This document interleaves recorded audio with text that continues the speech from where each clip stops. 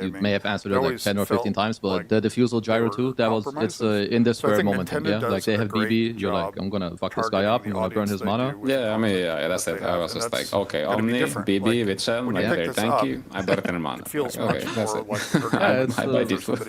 No, I think the stuff is cool too, and I think at the top level anyway, I think when you perform to the best of your ability, like it's not like rocket science. I think you're in the zone, you feel it, and then you just do it in a way. Would you say that's correct? Yeah, exactly. You just, when you play the best, Dota is very simple. Like you want to make it as simple as you can. For example, this game is just the Timber is like they run into us.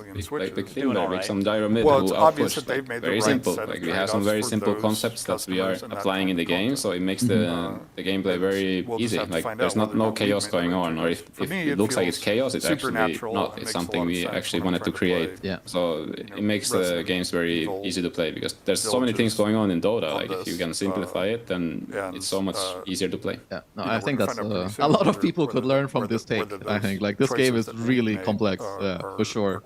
Okay, so you guys won 2 TIs in a row. How about you know, have crazy good performances, but now so TI 8 is over, and I think after you've received worse results, like in the following season, and we can fast forward maybe a bit to the COVID TI, but maybe you just tell me like about this phase, because you're winning everything, and now it dips down a bit. How was that for you? After TI 9, I had, for some reason, I had like, I feel, I hate that I had these feelings, but I was like really demotivated to keep playing, and I felt like what I was doing was pointless. Like, like playing this, yeah. I mean, I just felt like, what's the point of this?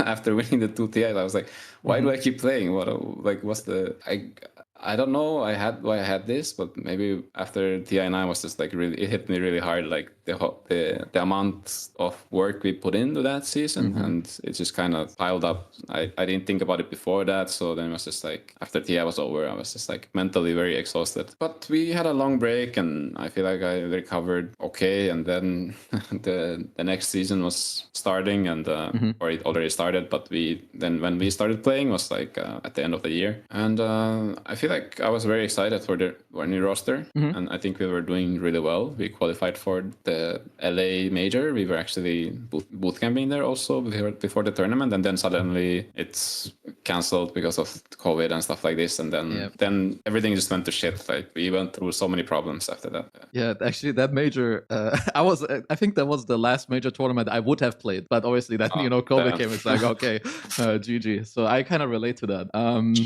Okay, so I will fast forward to TI9 a little bit, because there's something else which is quite funny. I don't know if you remember these games, but so we actually have a meme. So me, SVG, and Quinn, we very often talk about this game. So this is from TI10. This is you. This is us. I was coaching these guys. Yeah. You had the most insane game I had seen you play maybe this entire year. Like we have a meme of like, like Prime Thompson, he will choose his moment and then come out. You played some mid voice spirit. You're 23-4. You were literally taking everyone on your back and just like shitting on us. I swear to God, we're supposed to win this game. And this game too. Yeah. No one had played mid Dawnbreaker. And suddenly you come and you're like, okay, motherfuckers, this is my time. Yeah, those were some games. I remember those. Yeah, I mean, you played out of your mind. So I will just have to tell you that we have like a little vendetta against you for these 2 games, just so you know. This TI was, we actually had like a good start to this tournament, and I was expecting us to do really well. But then we had some, I think it was actually against EG again in the groups, I think. We had games against them that we lost. At least we lost one of the games. Maybe it's like day 2 or day 3. I think next. Yeah, 1-1. Yeah, I remember these games. Like we stomped them. Like we shit stomped them on game 1. Turbo stomped them. And then we had like a little bit rough game. And I feel like again it was like kind of same like TI9, like people getting emotional a bit. Oh damn! Yeah, okay. And then we had the like really like kind of bad discussion after the games. Like things got heated, and like it was like me, Sumail, and Saib, like things got kind of heated. And then after that, I don't remember if it like actually had an effect after that. But I mean, we obviously we came into a conclusion eventually, and it was like all good. But this was like maybe it had an effect on the rest of the tournament. But I just remember playing against. It's always like I don't know why against some players when I play against them, I just get this like there's no way I lose to them. Like for some reason it's like I don't remember who it was. Was it because of Quinn or something. I don't know if because the last year also like TI 8 Yeah, and TI you played them 9. twice before, I think, like back to back. You played them first round. It was always like we always shit stomp them. Like there's Yeah, no way we yeah. lose to them. Like Oh I'm my God. gonna destroy them. Like so I was like that was like a comfort zone for me, and so I think that's why I was really happy to play against you guys. So That makes so much sense. Actually, it's like every year you go to TI, you're like, okay, it's time to take out the trash, you know. Collect the free wins, you know. Yeah. Goddamn. Okay. I mean that's very interesting because I've never heard this before. But yeah, I mean sometimes we have discussions. It feels fine, but you know, like this one leaves a mark on the team. Yeah. So then you guys played the next series. Like after you beat Princely Crew, you played Spirit, which was your last series of this TI. Yeah. I've seen you watch some of these replays on stream of like Seb. Yeah. That is rough. I mean, I have never rewatched these games like from the beginning. I've actually never watched the full games, so I don't really know why we lost. But I don't even want to know. That's I feel you. Like they kind of, you know, I don't feel like there's nothing. I mean, there may be something to learn from it, but it's not worth it for me to like go through the pain. Like it was rough times. Rough times. Okay, so then we can move through this one. So you know, COVID TI ends now.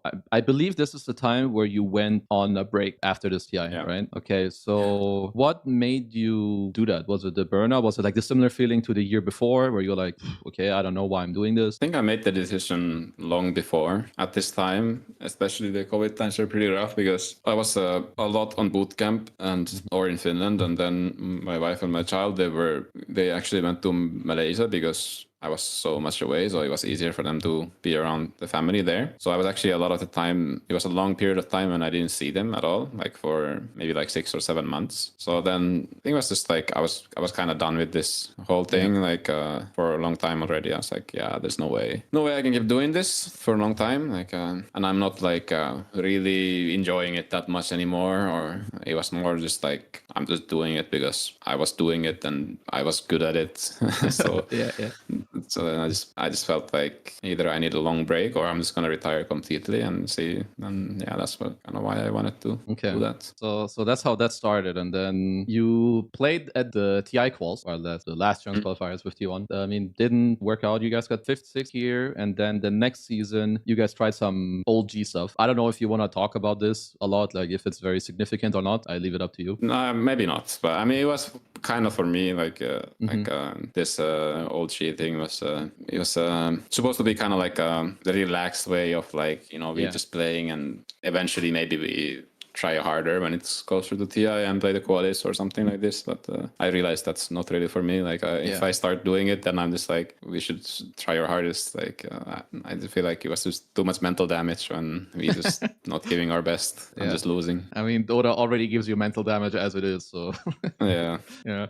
Okay, then so the next season so you stood in for Tundra at TI, didn't go so well. You guys got pretty much last.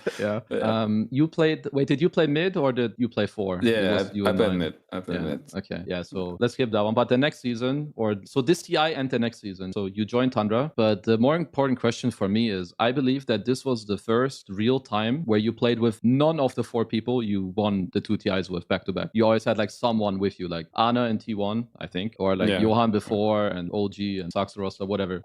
What was that like for you? Because like, did you think a lot, about like, the golden days, whatever, or like how much did you have to adjust also? I had pretty similar role, I would say, in this team. Like I didn't have to take too much responsibility. Like obviously I was one of the older ones in the team, but we had Pure, who was very vocal, and he was basically just the one captain in the team. And then we just the 4 others, we are just kind of I think it was in a way a kind of similar dynamic, but not really. But maybe I was more mature also. For sure I was like took more responsibility on how the team is like feeling and stuff like this. So, but it was great. I had a lot of fun. We were kind of dominant at some points. Like, I mean, obviously not the best team there was, but we were like we actually had a chance like to win some tournaments. Oh, for sure. I mean, you guys were good. You guys were good at Riyadh. You guys were good at TI. No, I think Pure was maybe for me this was like his most prime form that I have seen of him. I think he was a beast carry player. Obviously, when you were in form, you slap some noobs around also. But how different, or like, what's the major difference if you compare like this team to like OG? Like, would it just be like some mental and atmosphere, or is it something else? Or was it actually like that close, like you were saying? Like, you know, it was kind of similar. I think when it comes to the mental side, probably we didn't care so much about it. And I'm not saying it's a necessarily like a bad thing. But I mean, sometimes it is. But I think our players probably didn't need it as much. Like we were all kind of okay, like with each other and with the game. Like I feel like we were very professional, I would say. Like we didn't really let our feelings get in the way of how we play as a team, I feel like. I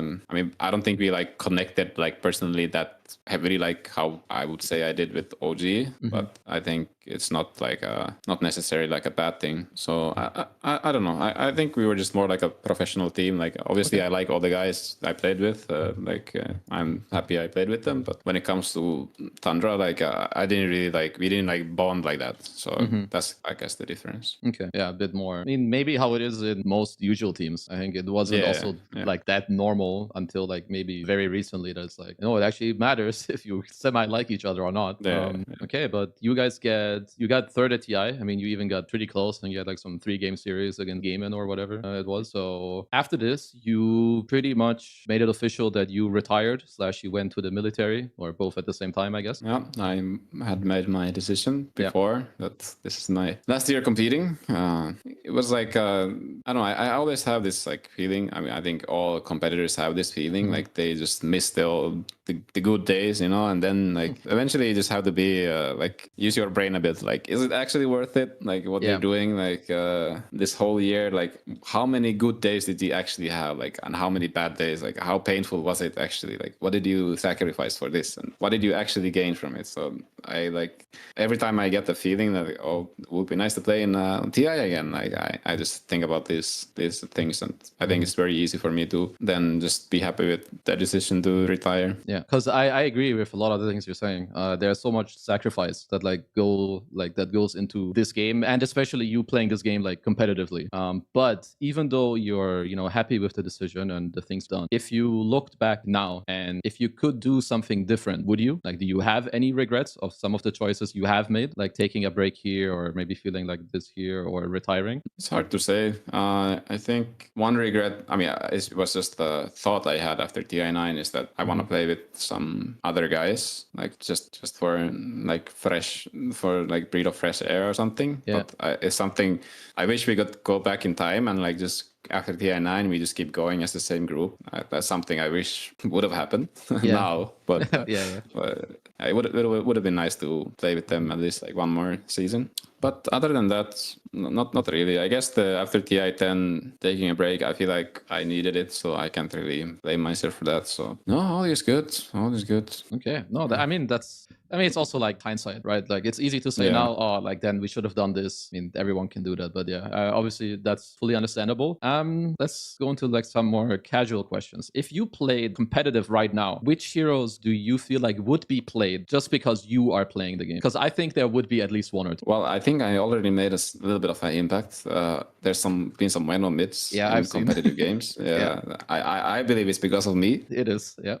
I've been hearing about this Viper build. I haven't seen you play. Yeah, I mean, sure. Yeah, Viper is good. People also play it now because of me, I guess. But I don't know. It's good. It's good. What else would there be? I had some heroes that I played a lot that I thought are really good, but I don't really. But I have this like I play some heroes like 30 games and I think they're really good, and then I just stop. I don't know why. Maybe I have like a couple of bad games and then I stop. Like for example, I played a lot of Centaur and I kept winning with it, but then I just stopped. Like and now I don't feel like it's good anymore. But nothing changed. Was it around TI? I feel like I saw you play it like around with the Dominator. Before and around TI. Yeah. You run your Dom creep, stampeded. Stuff like this. Yeah, I feel like it's still good, but I just don't feel like playing it. So but I don't know. Because I'm sure it would be this way. Like it's also one of the cool things, in my opinion, like about Dota. Like you don't just influence the gameplay, you can influence what other people will play. I think you've always been like one of the more open players when it comes. Yeah, maybe. Yeah. Then okay, so we've got that question out of the way. Let's talk about you. Yeah, for the people that don't know, you're a father. You have a wife. So how have they because obviously they're very important to you as they should be. How have they like impacted and changed your life through your career and today? When it comes to career, like it's been like I guess it's one of the reasons I also stopped competing. So I mean, probably the main reason. So I mean, it's not their fault, but it's just that I have other life now. So Of course, it's the reason to do it. And also, I feel like maybe my gameplay got worse not because I played less, but because I have things to care about. So then, like, I don't know why it just leads to the game most. I feel like I care more about the games, and I feel like there's more importance in winning them or something. So then I let that also maybe affect me a little bit, because before that it was just me. Like in my life, it was just me. Like and then if I lost, like it's okay. Like nobody, I wouldn't have like let anybody down or something, and like it's just like I don't give a damn. But now after that, it was suddenly like, wow, why do I care so much about winning? Like it didn't feel like this before. So maybe that one is like one of the bigger things. I mean, it's also definitely something that comes with age, right? The older you get, more life throws, I would say, more responsibilities at you, kind of no matter what you do. So that will always have an impact. And so you guys lived in SEA before. Would you consider living there again or moving there again? It's a tough one, because I enjoy it, but at the same time I don't really see myself living there. Like for some reason Finland is just home to me. Like I don't Makes feel sense, like I will ever get that same feeling anywhere else. But at the same time, I hate that I have the feeling, because I don't think Finland is like that great of a country.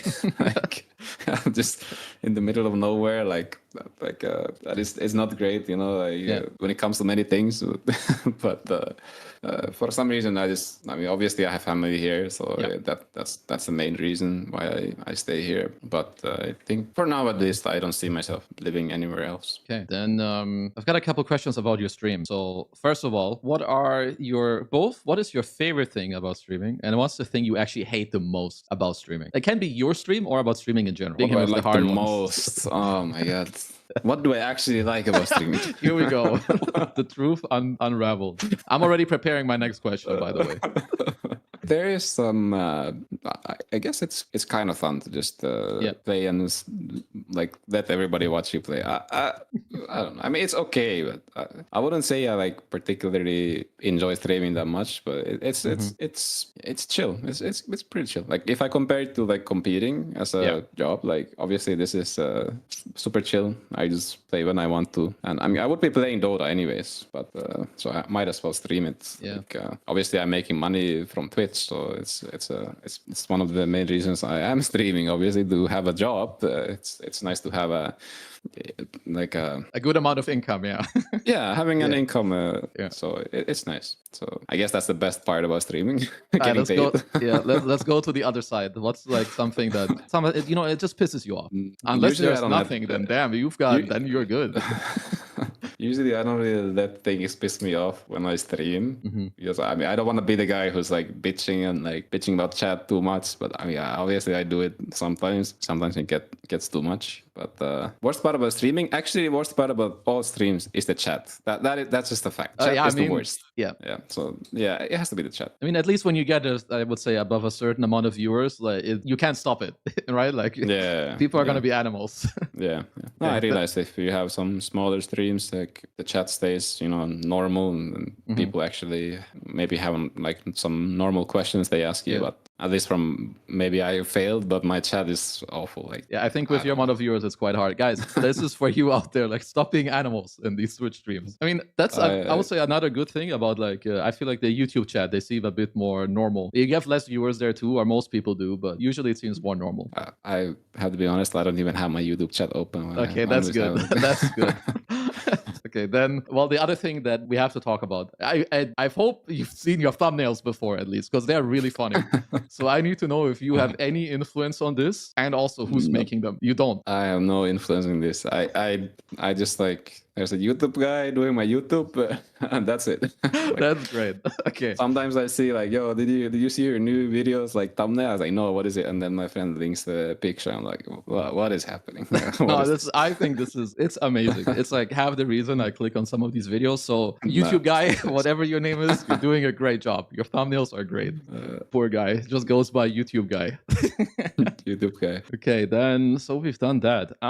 What does a normal day look like for you outside of streaming? Outside of streaming, Sleep, eat. Yeah, I mean, lately, like past couple months, I've been pretty much streaming, and then I'm taking 2 or 3 days off every week. And weekends off. I'm just some days I'm just chilling, actually doing nothing except being with my family and doing doing chores, like normal stuff, like making some food, cleaning up, like some normal things, and going to grocery store, like some boring stuff. Normie stuff. Yeah, normie, boring life stuff that I'm doing.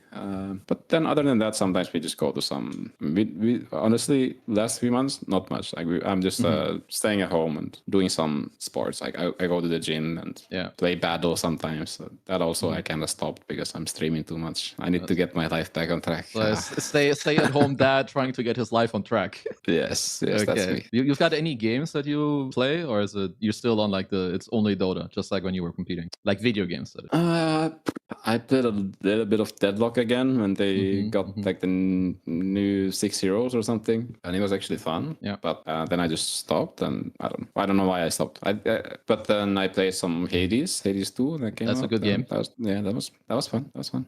But I get really easily bored of these games. Like I cannot play them for long. I get like this. If it's not like a competitive game, it's like a single player.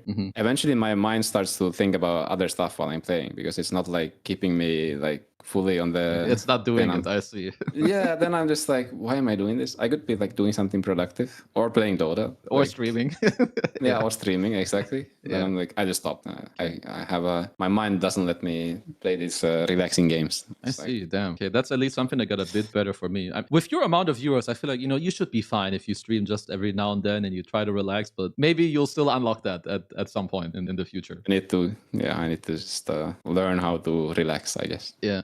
Something I read that was interesting. You at some point were studying to be a chef. Is that correct? Yeah. Okay. I have actually one of my favorite recipes right now. It's a Finnish recipe, a Finnish salmon soup. I'm gonna try to pronounce the recipe. Lohikeito.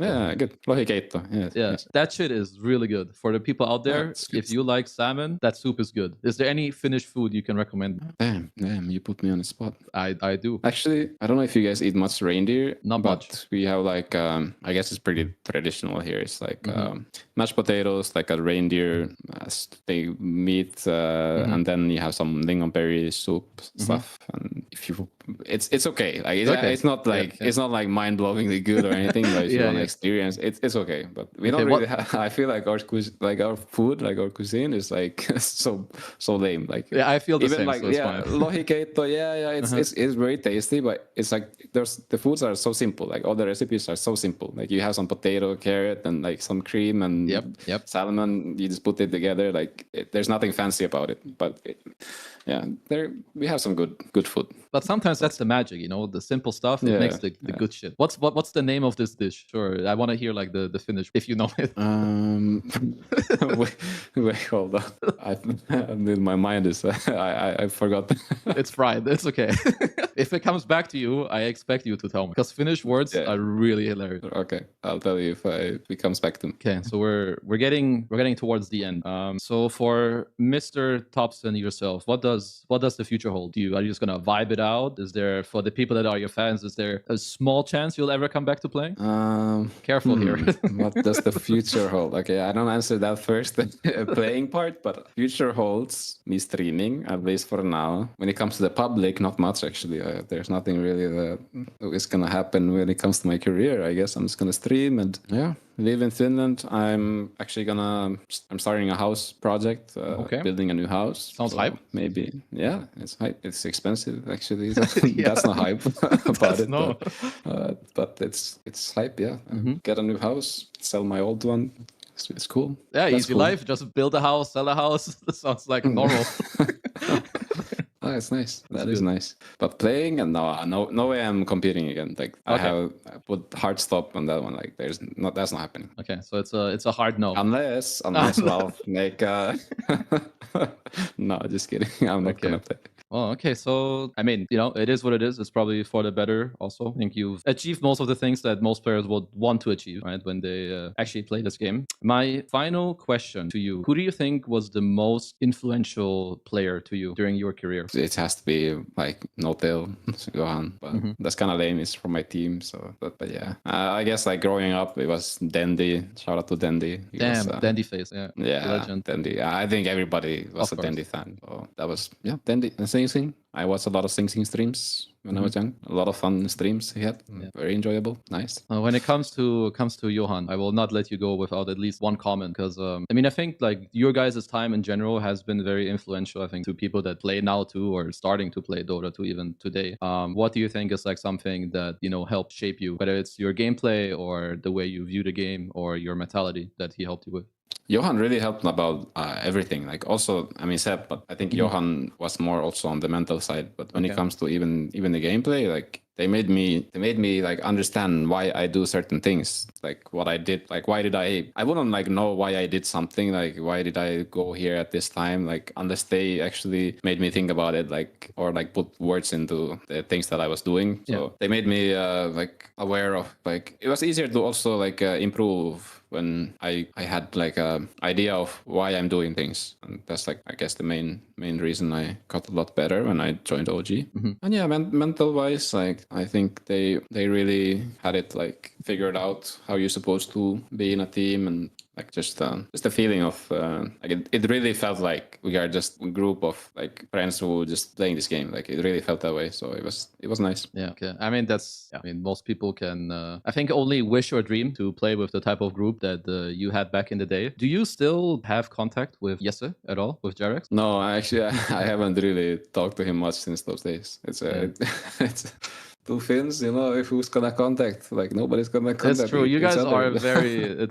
You guys are very funny because the same with like I put Matu in there. Like he's hilarious. He's like a huge ass clown. Yeah. But you guys are like very stoic. Okay, it's like this, and that's how we're gonna do it, and you're not gonna change it. Well, to me, I would say Jesse was the best post 4 to have played Dota 2. What would you say about this take? I mean, I cannot disagree with that. The guy was a magician. I think he was a very crucial part of OG. Like I don't talk about him as much because I feel like he kind of had his own thing going on, but he was also, I mean, he was like extremely, I think he was a lot like me in a way, like playstyle wise. He had his own.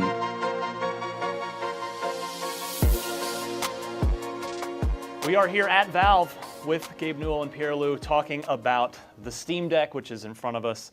Gabe, first of all, it's the world has changed a lot since I was last sitting here with you, right before Alex shipped. Yep. Welcome back from New Zealand. Is it good to be back home here? Yeah, it's great to be back in the offices and getting to work with everybody face to face. So the Steam Deck, we've been spending a couple days with it, and I'm really happy to be sitting down here with you. I'm curious, how did the idea for this first reach your ears? What was sort of the first moment where this came up to you? Well, a lot of times the conversations we're having internally are about, what can we contribute? How are we adding something to the PC gaming community? So if you look at Index and Alex, that was for us trying to answer the question of, how can we push forward when we're designing software and hardware hand in hand to allow us to take advantage of this new opportunity of VR. It was an important step, and I think it sort of lays the ground for future work we're going to be doing on both the game side and the hardware side. That's sort of how the conversation goes, is what are we doing that's going to move stuff forward?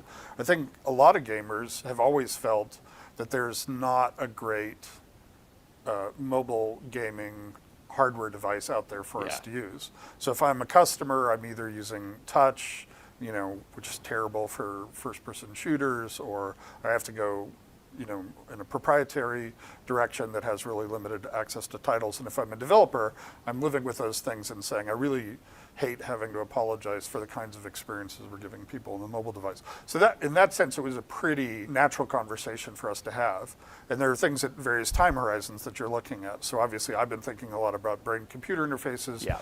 And that's the kind of thing where you're public about it way in advance of any sort of products or things like that. But it just sort of fits into that overall conversation. So it wasn't that strange a conversation. It was like we're always talking about mobile gaming platforms and the trade-offs that we feel exist for ourselves as game players and as game developers. So it was pretty natural. So it sounds like you didn't really need much convincing. It was a pretty organic idea. It's like any gamer. It's like somebody comes along and says, here's actually the kind of gaming experience where you can take the best games in the world and run them in a mobile environment. We all have known that forever, right? I mean, if you'd asked gamers 20 years ago, they would have been saying the same thing. It's just we're sort of at the point now where the technologies, the enabling technologies advance, the mobile gaming hardware has reached the point where we can really pull that off. What does success, you just kind of mentioned what you were doing with Index and with Alex and trying to sort of move things forward there in that realm. What does success look like for Valve on this? Like monetarily, does the whole project need to break even? Does it need to be profitable? Does that matter? Is it about driving Steam's subscriptions, engagement? What's sort of the KPI here? Well, I think it gets harder over time.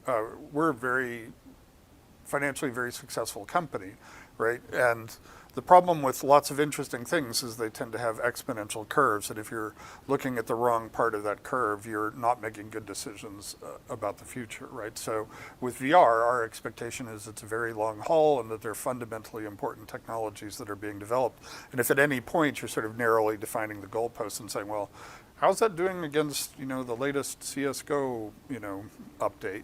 You're always gonna end up making bad decisions based on that. So for us, it's really, how does the press react? What are they saying about it? What are they saying about it a year later, right? What's the perception? What are gamers saying? What are their reactions? What are our partners saying are the kinds of things that are most helpful to us? Because our assumption is these are long-term decisions that we're making about how we can contribute to the health and the vitality of this ecosystem. And we're always going to be successful as long as that's continuing to happen. So if, there are people who have those kinds of opportunities, and it's really a question of do they make smart decisions, about how to keep the ball rolling down the hill. And for us, this seems like an obvious opportunity for us to address that. So in terms of feedback, it's really how are people going to react, right? We expect that we're going to sell a ton of these. But it's more important where everybody says, and we can't wait to see what comes next. Yeah. Or developers coming to us and saying, this opens the doors to a lot of opportunities. So it's just about those expectations about the future, which are going to be most critical in us determining whether or not we've been successful. How about Pirlo, from your perspective, what does success look like on this project? I think Gabe summed it up really well. If down the line we're talking to a bunch of developers on Steam and they're saying, oh wow, this really helped us connect to either a new set of players or players are that much happier playing in the mobile space, and we didn't have to do that much work for it or even no work at all. I think this looks great from our perspective. And if it opens up new opportunities for them when they're thinking about game designs, right? We've been sort of blocking a set of things off as kind of being static and fixed. And if they start viewing this as an opportunity to be more innovative, how can we evolve the input side of this? What are the other technologies that we can bring to this that enable new kinds of experiences and new gameplay mechanics? Well, along those same lines, what have your previous adventures in hardware development taught you heading into this? Well, that's a very long, every time we do anything, we tend to learn a lot. I think Index taught us a lot about the value of doing things hand in hand in software and hardware development, which is something that we expected, right? It was that I felt like we were really successful in capitalizing on, designing controllers at the same time we're designing Alex. Yeah.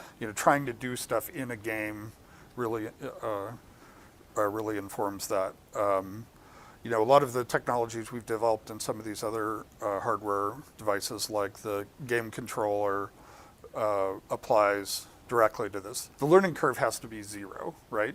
You just have to be able to hand something to them and they say, oh, I know how this all works, right? It's like, oh, look, it does exactly what I expected. I used the touchscreen and it, worked properly. I'm used to, let's say, an Xbox controller. Oh, this behaves exactly how I'm expecting and the games are working. So that's an example of something that we learned there. Price performance is going to be one of the critical factors in in the mobile space, and so we've had to be very aggressive in terms of pricing on the deck. Well, speaking of which, I think this is the part where you get to tell me the price, because the audience will know by now, by the time this interview's up. But we've been seeing everything, and so we've actually been curious while we've been here.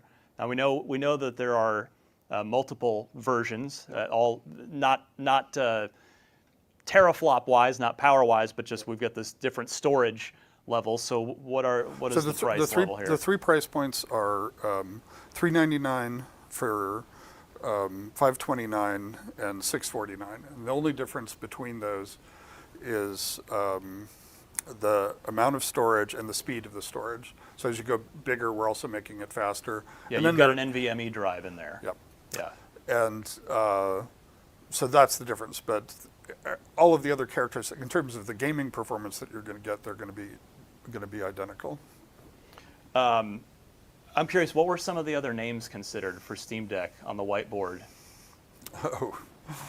Steam Buddy, Steam Pal. Very early on, we had like pretty terrifying prototypes, so we gave them appropriate names like Ugly Baby and things like that. Those weren't great. Steam Ugly Baby. Yep.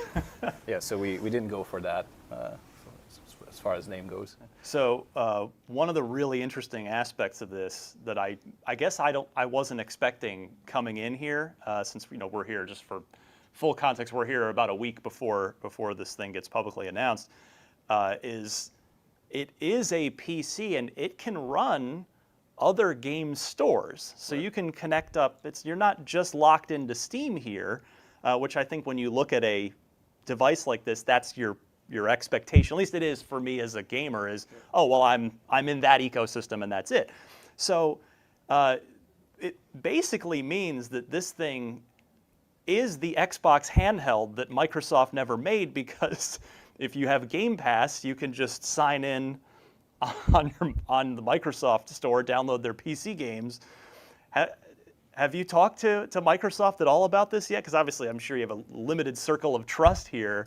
Like, do they know you're about to release an Xbox handheld? Well, you know more of the details than they do, but our view is that the openness of the PC ecosystem is the superpower, right? That we all collectively benefit from. So if you want to install the Epic Game Store on here, if you want to, run an Oculus Quest on it, those are all great. Those are features, right? Yeah. That's what I want to hear as a gamer. I don't want to hear that somebody's got some Trojan horse that's going to try to lock me down. I want to hear whatever I want to do. If there's hardware I want to attach to it, if there's software I want to install, I can just go and do it. And we think that's great. Yeah, all the people working on this product are PC users themselves, right? And we know that there's tons of value that is not necessarily on Steam that we use on a daily basis, either in gaming or non-gaming users. So we would have been pretty bummed to try to deliver something that's essentially just a portion of what PC is all about.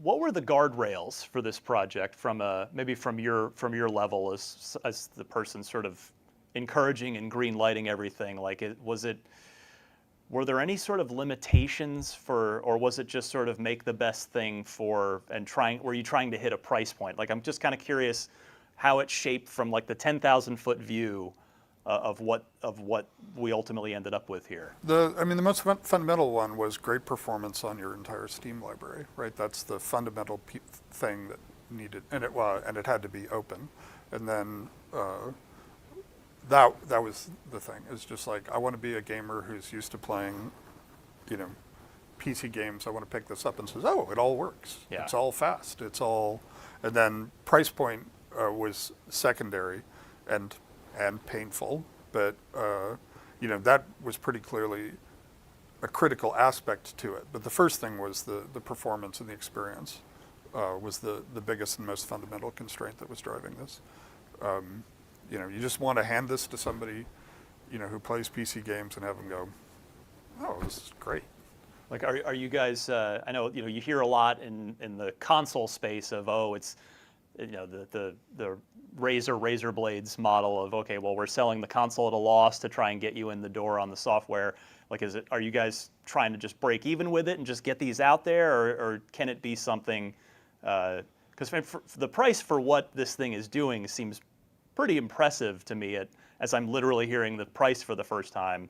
So are you guys just... So our view is, if we're doing this right, that we're going to be selling these in millions of units. Yeah. And it's clearly going to be establishing a product category that ourselves and other PC manufacturers are going to be able to participate in. And that's going to have long-term benefits for us. So that's sort of the frame in which we're thinking about this. There aren't sort of explicit,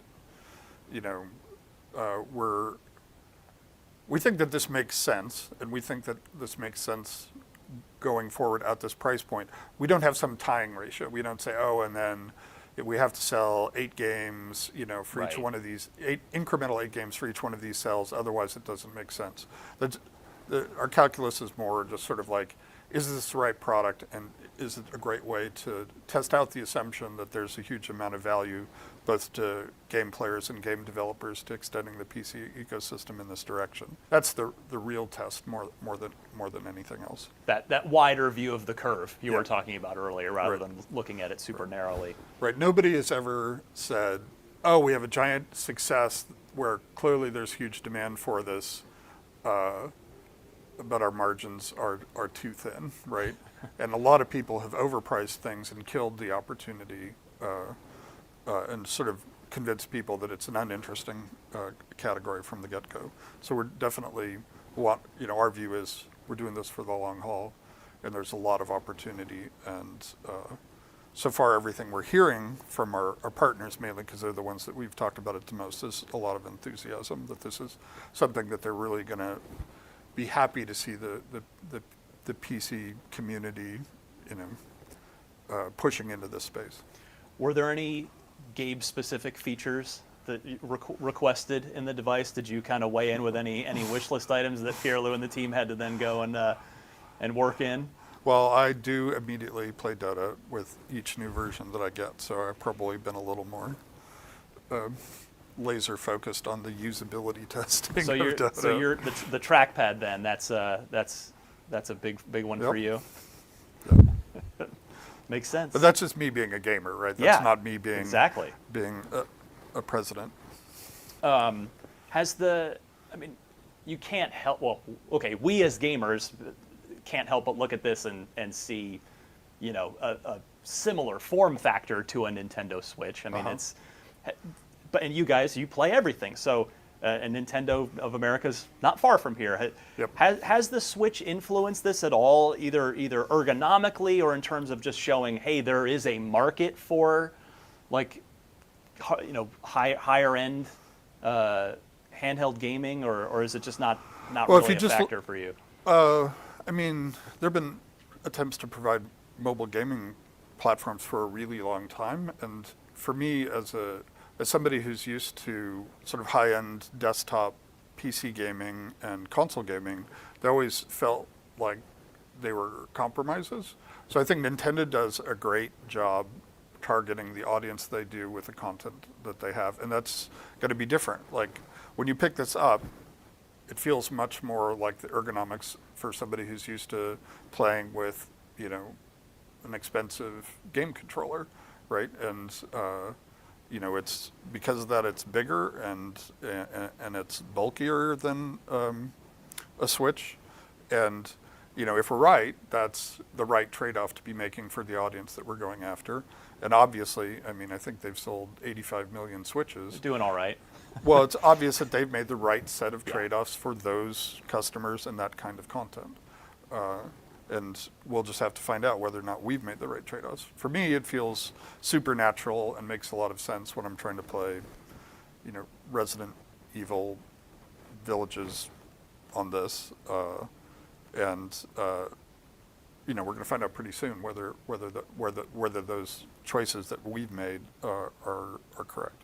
But I think they are. So, Pierre-Loup, how about you in terms of, was there anything about the Switch where you guys kind of collectively go, oh, well, we like this about it, so let's look at that, or we don't like this about the ergonomics of it that we want to address on our device? I don't want to criticize. There are a huge number of people who love their Switches, so I don't want to come across as negative. Yeah. We never really looked at it in those terms. Yeah. Like, we're focusing on, as Gabe said, like our library and what people are how they're engaging with PC and trying to get the best solution for that. I think they're really two parallel things there. Well, all right, let's move this way. Yeah. If you're a gamer and you pick up a Switch and you pick up one of these, you're going to know which one is right for you, Yeah. right? And you're going to know it within 10 seconds. So, what can Valve do to help avoid the pre-ordering nightmare that gamers endured with the Xbox Series and the PlayStation 5 launches last year, or if anything? we're going to have a reservation system. People can, as soon as the announcement goes live, they can start reserving whichever SKU they want. So, and that'll give them a sense of when those deliveries are going to occur. And all the we're not going through any sales intermediaries, so they Right. should have a pretty accurate understanding of when they'll get their devices. So all sales will go through Valve, similar to the Index. It won't just be in Target or Best We may Buy. end up doing that eventually, but Eventually. for now, it's just a lot easier to communicate to customers about like delivery dates and things like that. Yeah.